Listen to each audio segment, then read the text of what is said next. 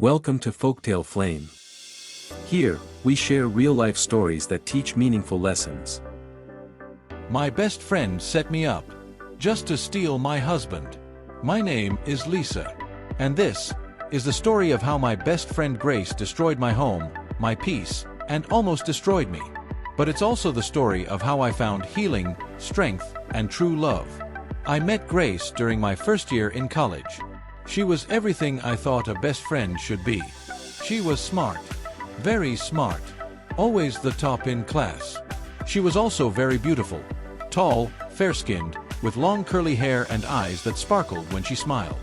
But the thing that drew me to her the most was how fun and kind she was. Or at least, how kind she seemed. We clicked fast. From day one, we became close. We studied together, went shopping, had sleepovers, and told each other everything. She knew all my secrets, my fears, my dreams, even my first heartbreak. I trusted her like a sister. When I met Mark during my third year in school, Grace was the first person I told. Mark was charming, tall, dark, confident, and smart. He wasn't rich, but he had ambition. He had a steady job and big dreams. The moment I introduced him to Grace, she smiled and said, "He's perfect for you, Lisa." I was so happy.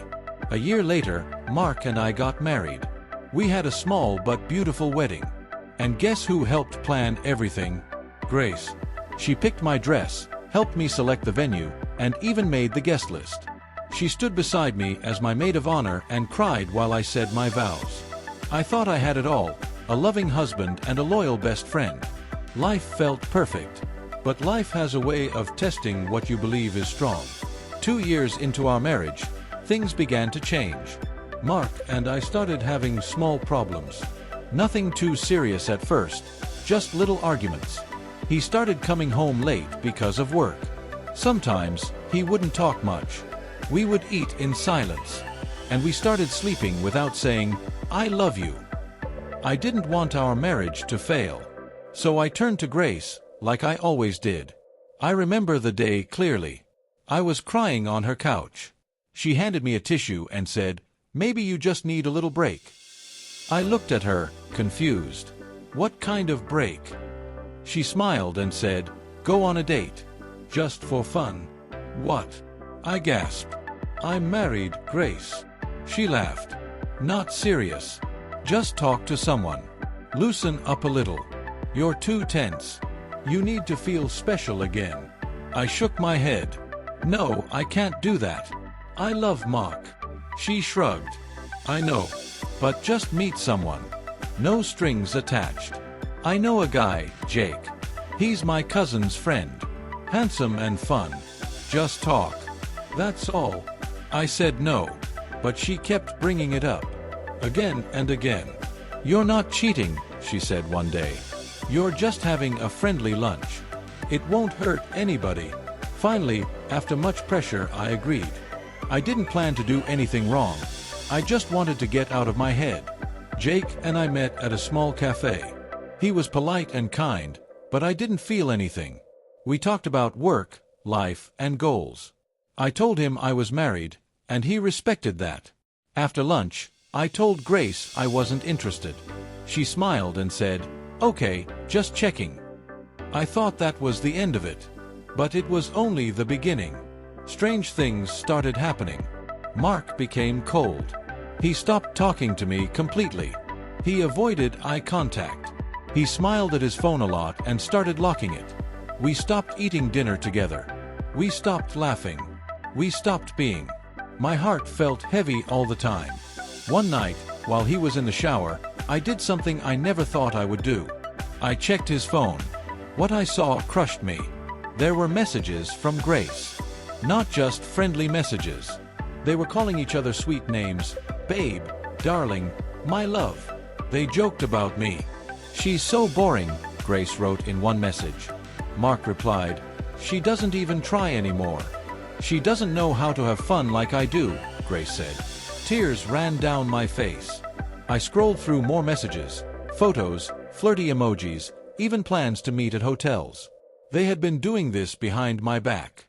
4 months. I sat on the floor and cried like a baby. My whole world felt like a lie. The next morning, I packed my bags. Mark didn't stop me. He just watched me leave, silent. Grace didn't call me. Not even once. I moved into my sister's house. I cried every night. I couldn't eat. I couldn't sleep. I felt betrayed by the two people I loved most. But after weeks of crying, something changed. I remembered who I was before them. I remembered my dreams, my values, my strength. And I chose to rise again. I started working at a small salon. I washed hair, swept floors, and welcomed customers. Slowly, I saved enough money and started my own hair salon. It was small but beautiful. I called it Lisa's Touch. And that's where my healing began. I found peace. I started praying again. I started going to church regularly. I read books, sang in the choir, and found a new friend, a woman named Sarah, who became like a sister to me. She prayed with me, not played with me. A year passed. Then one day, I heard the news. Grace and Mark had broken up. Mark lost his job. I heard he started drinking. Grace left him for a rich businessman who bought her a car. She moved to another city. Mark was alone, jobless, and broken. I won't lie, I felt a bit of satisfaction. Not because I wanted revenge, but because I finally saw the truth. People who build their happiness on lies never enjoy it for long. As for me, God gave me beauty for ashes. One day, a man walked into my salon to get a haircut for his daughter. His name was Daniel. A widower. Quiet, gentle, kind. He became a regular customer. Then he became a friend. Then one day, he asked me to dinner. I was scared. I told him my story. He listened, held my hand, and said, "I'm not here to take your peace.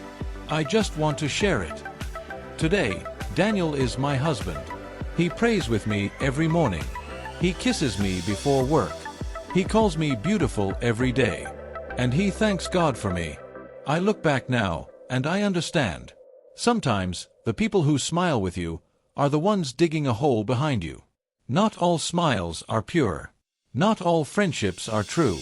But pain is not the end of the story. It's just the beginning of a better one. Grace set me up with trash, while she lost her own worth. She thought she was stealing happiness. But she only pushed me towards something better. I am Lisa. And today, I smile for real. Because my peace is not tied to people. It's tied to God. If this story touched you, don't forget to like, share, and subscribe for more real-life stories. Tell us in the comments. Have you ever been betrayed by someone you trusted? Hit the notification bell so you don't miss our next story.